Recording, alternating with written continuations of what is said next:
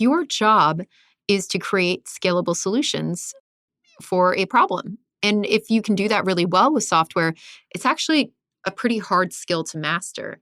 And the only reason I can tell that is by working with a lot of people who haven't done product before, teaching them product.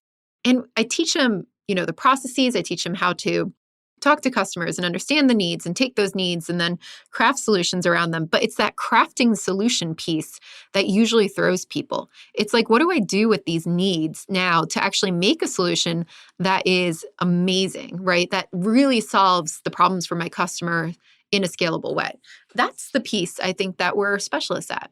And all the other pieces add to that. They help us come up with those solutions that are great. And no, it's not just something that the product managers go in a back room and do. Yeah, we take input from engineers and designers, but at the end of the day, we're the ones accountable for how well that solution does meet the needs of the customer. And we have to be able to see these insights and pull them out in order to do that. Hello, and welcome to an episode of Dear Melissa from the Product Thinking Podcast. The lines are now open, and we're ready to answer your most pressing product questions. Which prioritization framework would you recommend and why? Hi, Melissa. Do you have any suggestions on developing a product strategy? Whoa. That's a lot of questions. All right, let's dive in. Hello, and welcome to another episode of Dear Melissa. Today, we're talking all about product careers, which is a very hot topic lately. If you're in school, like my MBAs, they're getting ready to go out and find their next internships or their full-time jobs. So it is definitely the season for careers. So we've got 4 great questions to answer for you today. But I want to remind you before we begin that if you have any questions for me, you can submit them to dearmelissa.com. We do this every other week. We go through all of your questions, and I'm really excited to answer them. So without further ado, let's dive into these 4. Dear Melissa, what tips would you give to someone who is concerned about being a generalist? Designers become great at design, developers with developing, and sales with selling. You get it. But the skills you're building as a product manager, they're not so clear. This is a really good question, and I think a concern that a lot of product folks have. Like, what am I a specialist at? Did you know I have a course for product managers that you could take? It's called Product Institute. Over the past 7 years, I've been working with individuals, teams, and companies to upskill their product chops through my fully online school. We have an ever-growing list of courses to help you work through your current product dilemma. Visit productinstitute.com and learn to think like a great product manager. Use code THINKING to save $200 at checkout on our premier course, Product Management Foundations. All right, we're back and we're talking about product management skills. What are we good at? Are we just generalists, or do we have a specific skill? I think this is a really good question. It's been something that I've been mulling over in my head, and I actually tweeted about it a couple days ago. I think product managers are actually specialists. Yeah, we definitely have some generalist knowledge and background stuff that we have to talk about. And that's things like, we need to know a little bit of business, a little bit of tech, a little bit of design. We need to know about those things. But what do we specialize in? I didn't realize that we were specialists until I started working with companies that didn't have product managers there. They had a lot of subject matter experts that were brought in as product managers. And I started to realize how we think differently. And I think what we're experts at is a little bit of systems thinking and also this whole thing about productizing, which is weird. It's like, hey, we're specialists at product. But yeah, that's the thing. I'm going to give you an example of a scenario that I ran into a bunch. Working with a company, and they are basically providing services for the rest of it's a bank. Let's go with that. It's a bank that provides services for the rest of the bank. And I looked at what they were building with their software, and they had something like 500 different apps, things that were like redundant across different business lines, things that could have been consolidated. And I was like, you really should build a platform here with different applications on top of it. And it was something that a lot of the people, having come from a banking experience, couldn't see. They couldn't see how you take software and use it to create products that scale and meet the jobs to be done of many different users with the same type of workflows or system. And I think that is what product management is about. It's about understanding the needs of the business and the users, and then creating scalable software that meets those needs in a profitable way or a scalable way, even if you're internal, to serve many people and many needs at once. This is something that we really shouldn't discount. I know everybody's like, oh, product management kind of do it all. They're the catch-all function. But that's not true. It's really a strategic function. And as we get more and more software related in a lot of our companies, I think this becomes more and more important. So we need to be able to look at things and be like, should this be mobile? Should this be a desktop application? How should we structure it so that we can add to it, solve different problems, scale different problems with it? That's a lot of a science, not necessarily a generalist function, because we are making decisions here about how that relates. So I would really look at that. Like, your job is to create scalable solutions for a problem. And if you can do that really well with software, it's actually a pretty hard skill to master. And the only reason I can tell that is by working with a lot of people who haven't done product before, teaching them product. And I teach them, the processes. I teach them how to talk to customers and understand the needs and take those needs and then craft solutions around them. But it's that crafting solution piece that usually throws people. It's like, what do I do with these needs now to actually make a solution that is amazing, right? That really solves the problems for my customer in a scalable way. That's the piece I think that we're specialists at. And all the other pieces add to that. They help us come up with those solutions that are great. And no, it's not just something that the product managers go in a back room and do. Yeah, we take input from engineers and designers, but at the end of the day, we're the ones accountable for how well that solution does meet the needs of the customer.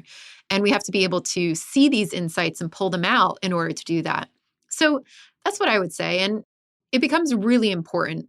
And especially if you're working at businesses that are going through digital transformations or are adding product for the first time or thinking about things in a productized way, your skills are really invaluable there. And I don't think this isn't necessarily like something that is so unique to a specific person that you can't learn it. It's like, yes, you can learn it, especially if you're a subject matter expert. But that's really where you got to concentrate. You have to understand, like, how do I pull out software patterns across industries?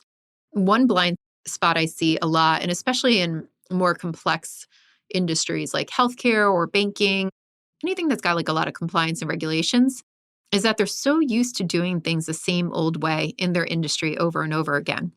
And they don't look at things from outside their industry that could actually help them make really cool, unique products that could set them apart.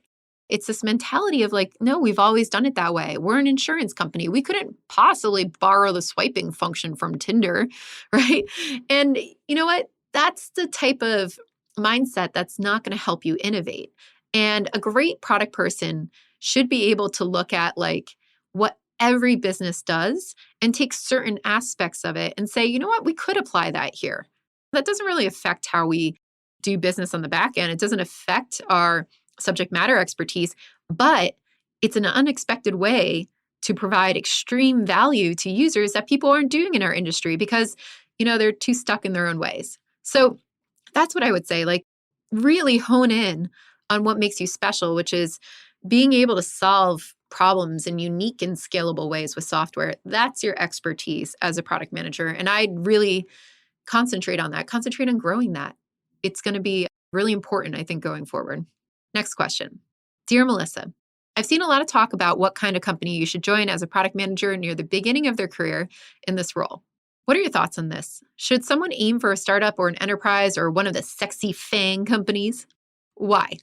I love the acronym FAANG. I just think it's really funny. But if you don't understand what it means Facebook, Apple, Amazon, Netflix, and Google. The really big ones that we all look at and say, hey, they're really cool software companies that do everything well.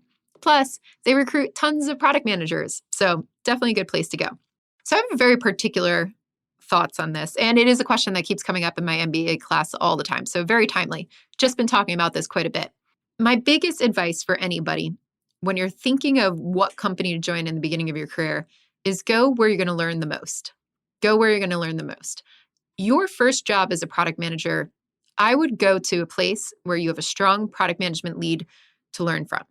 If you are the first product manager in a startup it's going to be really, really hard for you because you don't know what to do yet. Like you're not there yet. You still haven't learned structure. Even if it was an overbearing structure that you learned at a large company, at least it was a structure. Going to a startup without that, being the first product manager, you have nobody to learn from. It's going to really set you back because you're going to be spending a lot of cycles doing the wrong things in order to get to the right things. So I would optimize for learning. So what does that mean? I think at the beginning of your career, going to one of the big FAANG companies is totally fine as long as you end up on a team that you're going to learn from. I'd ask questions like, how often do you release, right? Are they going to put you in a product management training program? That's great because you're going to learn all of this structure and have formal training that you didn't have before. Fantastic. When I talk about like how often do you release, I'm looking for companies that release pretty often and not like once a year, once every 2 years, so that you actually get experience doing iterations, so that you get experience seeing things go out there, measuring the success, and then making decisions from it. So if you're going to go to a larger company, FAANG, non-FAANG, whatever, ask them about that. How often do you ship things to customers? How do you measure the success? If you find a place that does it fairly often, good, go there. It doesn't really matter. If you find one that's like once every other year, like, no, you're not going to learn. It's just going to be a really slow slog there, and you're not going to get the experiences that you need to actually grow in your career. Now, second thing I would look for besides how fast do they release, who is my product management leader? I go on LinkedIn and I stalk all the product management leaders and I look at their backgrounds. I'm like, do they come from engineering? Do they come from marketing? Have they been in product for a really long time? I want to understand, is this person going to be able to mentor and train me, or are they new to product as well? Now, a lot of product leaders out there are new to product, particularly probably not in the FAANG companies, but like in other companies, yes, they are, especially startups and a lot of growth stage companies. So look at their track record, look at where they worked before, and look at what titles they held. And if you are in the interview, then ask them about product and how they think about it and what their philosophy is and all that wonderful stuff. That's going to help you understand if they're going to be able to grow your skills and grow you as a product manager. So that's my big thing. Now we have to talk about stage of company. First job as a product manager, I think you could go big company FAANG. I think you could go growth stage company. I would stay away from being the first person in a startup. If you got like a super experienced startup leader, like a product leader, and it's not just the founder, it's like a VP of product, okay, I would go to a startup then. But no, it's going to be chaos. Like startups are just pure chaos. I remember joining my first startup. I came from Barclays Capital, which is not a startup, and then went to Open Sky. And I was like, oh my God, this place is crazy. And I loved it. I love chaos. So that was really exciting for me. I also loved having like tons of responsibility and owning stuff. So I loved the startup. But I had a really slow, dedicated pace before that at Capital IQ and at Barclays that taught me structure, that taught me ways of working. Now, a bunch of those went out the window when I ended up in a startup, but I still felt like I kind of knew what I was doing when I got there. I didn't know all of it, and I definitely improved, but like I had a base to go on. So going into chaos was a little bit easier because I had a structure to fall back on. So that's something to think about, like, who are you going to learn from there? Do you like chaos? Do you not like chaos? If you don't like chaos, I would really stay away from startups. It's nuts. It's so much fun to me, but like some people just don't like that. They want structure. They want comfort. They want things to be stable. You're not going to get that at a startup. So this kind of leads, these other two. I'd say growth stage companies, which are a little bit bigger than startups. They're not like your 5 people in an office, not 30 people in the office, right? There's probably going to be like 50 to 100 people growing. I think those are the best opportunity to really grow as a product manager because you're going through these phases of growth so quickly. Like when you hit growth stage, it's basically like 3 to 4 years of going from, I don't know, like $20 million, $10 million up to almost an IPO. You are going to expand that product and build new features and refine different things and go into new customer segments, all this stuff in a really, really short amount of time. And you're going to get so much experience from that. So growth stage is really great to hone all of your skills as a product manager and to really see something move rapidly. When I was talking about releasing, like you're going to be releasing quickly. You're going to be doing all the complicated roadmaps and portfolio management. Like you'll be seeing that. You won't be doing it, but you'll be seeing that from your CPOs. You'll get experience working with broader teams, like working with sales teams and marketing teams. So you're going to get a lot of experience really, really fast. And I find that you grow as a product manager a lot faster in a growth stage company or smaller companies than you do in enterprises, because enterprises just tend to move slowly. So these are the things you need to think about, though, I'd say as like your second step as a product manager, not your first step. Your first step, you should optimize to go somewhere you can learn, somewhere you can build a structure and a mental model about what this job is. Your second step, though, you should go somewhere where you can learn really, really quickly and get lots of experience in there, have some responsibility, really own something and drive it through, because that's what's going to really set you on a fast career trajectory to getting to a product leader if that's your goal. So hopefully that helps. I think as long as you just stick with that premise of like, where can I learn? You'll be really great starting off in your career. And then, later on in your career, then you go to places you can earn. You got to learn first, and then you could think about earning. A lot of people want to go to startups because of the equity. You have to understand that that is so rare. It's so rare that your startup is actually going to return something to you if you are not the founder. If you are the founder, you've got a lot more control. But like, if you're just joining as employee number 5 or 6 and you're a lower level product manager there, you're probably not going to end up with loads of equity anyway. And it's rare that that equity actually turns into anything. But you go into one of those companies as a leader later on in your career, you're going to make boatloads of money because you're going to have a lot more equity and you're going to have a lot more control over the success of your company as an executive giving input. So I'd really optimize for learning at the beginning. And also, if you go to one of these companies too, you're going to learn on somebody else's dime, which is always great. So optimize for that at the beginning of your career, then optimize for earning once you get enough under your belt where you feel like you can make decisions and really steer a company in the right direction. Next question. Dear Melissa, I saw you're writing a book on product operations and thought this is so relevant right now. I'm in the middle of thinking through a replacement for a junior product manager in my team, and I use Kate Leto's framework to map the activities involved. I think it pretty much sounds like this role would be a product operations job. We don't have an operations role as such, so I would be quite interested in understanding more about what the career track for product operations is and how to support a person to grow in this role. I think product operations is just going to get bigger and bigger, and that's why Denise and I are writing this book on product operations. Every CPO I have worked with who's implemented a product operations team would not go back. They're like, this is amazing. This helps me scale so much. This helps me create good strategies. Like, I can't even think of another way of working. So very, very important role, especially at scale. Now, when you think about a product operations team, there's actually multiple components to it when you do scale it. But you have to start from ground floor, one person. It's going to be a little bit different. But let's say you are at scale, you have a big product operations team. You're probably going to have people who are specialized in user research, understanding like the methods of recruiting people and helping to streamline processes for doing that, probably partnering with some UX folks on that side as well. You're going to have a bunch of people who are really good at data. So understanding like how you can model out scenarios with data, getting into the revenue projections of things, helping you track data, helping you surface insights that really get into your product strategy, looking into market insights as well, like pulling out TAM and SAM analysis. These are great people with consulting backgrounds. I just find like the people who come out of McKinsey and Bain are fantastic at this because they can model all these things out pretty quickly. And then lastly, you're going to also look for people who are really good at process, who can basically like run the steering meetings, can track roadmaps, can standardize these processes across product management, can help deploy that across the role. That's another piece too. Now, these are for like really large companies. You're going to have all those specialized roles. But where do you start first? The biggest thing that you need when you start is really getting that person who can help with the data, because that helps you as a product leader really be able to set your product strategy and understand if you're tracking towards that product strategy as well. So that's what I would look at first. So if you were looking at this product operations job for this person, I'd look at getting somebody who can help you with that modeling, who can help pull that together, who can help inform your product strategy going forward. Now, this person may be a junior product manager, but I would say they shouldn't be a junior person if they're the first person on the team, because they're basically going to be building this team. And the next step for them would be something like Director of Product Operations or VP of Product Operations, which is a pretty common role at scale in organizations now.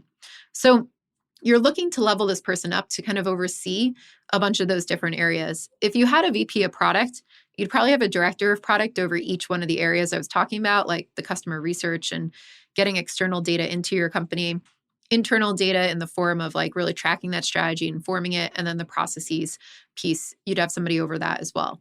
So It could be a director of product that specializes in one of those, but eventually like moving into a VP of product. That's kind of what we're looking at to oversee this and help scale product management across the organization.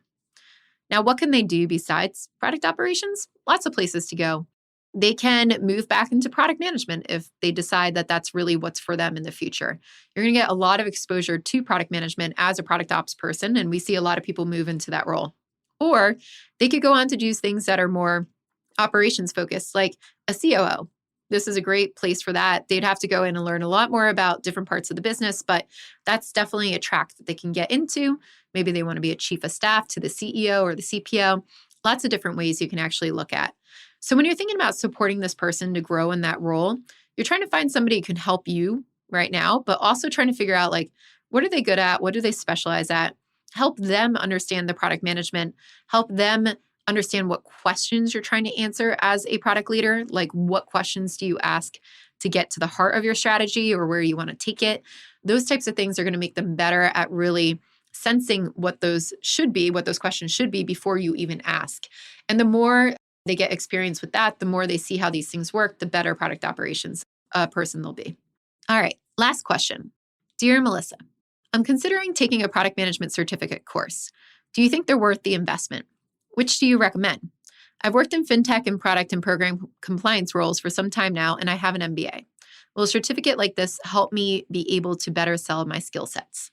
So I think this question really comes down to, where do you want to work? I find that the companies who ask for certificates are probably the ones who understand product management the least. I guarantee you, the FAANG companies do not ask for product management certificates. They have training programs and things like that there for them, or they're hiring people in with experience. But I know you're looking to get started. So what can you do to get started? I think it's good to have a course in product management, but if you're like, hey, is this certificate that I'm paying extra for, and it's the same kind of thing in Agile as well, is this certificate I'm paying extra for actually going to get me the job? It's probably going to get you the job at companies you might not want to work at. That's been my experience looking at people who require certificates and help you make the leap. But you might just want a product management job. So here's the chicken and the egg problem. And I think this is just a general problem with product management. I don't love it. I want to see more apprenticeship models. I want to see taking people with great skill sets and great systems thinking and pulling them into product and training them. But I know that's not the world we live in currently, but hopefully we can change that soon. If you're looking to just get your foot in the door and go somewhere, then a certificate might be useful for you. But know that you might end up at a company that doesn't really quite get product management. But after you get that product manager title on your resume, you can pretty much go anywhere. So this is the stupid conundrum in our industry that really pisses me off that we have to deal with. So that's what we have to think through is like, is the certificate helpful for you to get your first job? Now, with an MBA, though, there's a lot of companies, especially the FAANG companies, that recruit people with MBAs into product management roles. I know Facebook does this. You're going to end up as an entry-level product manager, but they're going to train you. You'll probably rise up the ranks a lot faster, and you'll get a lot of experience that way. And then you can go anywhere after you have Facebook on your resume. So things to think about like that too. Also, if you want to sell your skill sets, you need to demonstrate that you can do product. So I always tell people like, can you find a problem that you want to solve on your own a little bit and just work through the process of like interviewing people, coming up with the concept, maybe writing out a little bit of specifications, making like a little presentation about how you would build it, how you've tested it. Like if you can even show like pet projects, people look for that. Like hiring people do look for that for entry-level roles. So you want to show that you're dedicated to this and you can think through a lot of those things as well. If you've worked in fintech in product as well, I'd ask like, what do you have on your resume? You may not be showcasing your skills on your resume to the best of your ability. Make sure you're putting on there the outcomes you've achieved. Make sure that you talk about the people that you worked with. Make sure that you talk about products that you were building and what your role was and that you actually owned it. A lot of that is going to help, right? Like the way you sell yourself on your resume is what most people go after. So play that up. Play your product skills up that you've done at the fintech. Make sure it shines and make sure it covers a lot of the keywords that we're looking for when hiring. We want to see understanding customers. We want to see that you've built something with teams. We want to see that you shipped something. We want to see that you iterated on something. We want to see that you've worked with stakeholders and negotiated hard things and built roadmaps and all that stuff. Can you talk about that on your resume? If so, that might help get you through the door. So at the end of the day, I can't really say if a certificate will make or break this. I teach the Product Institute product management course, which I'm sure you've heard on this podcast before. We don't certify people in product management. I don't believe that I can actually certify anybody without seeing them do the role. And if you're going to a course and you're not actually producing something in the role, I don't really believe in certificates, like certification of something for that. But we do give you a certificate of completion, which has helped some people.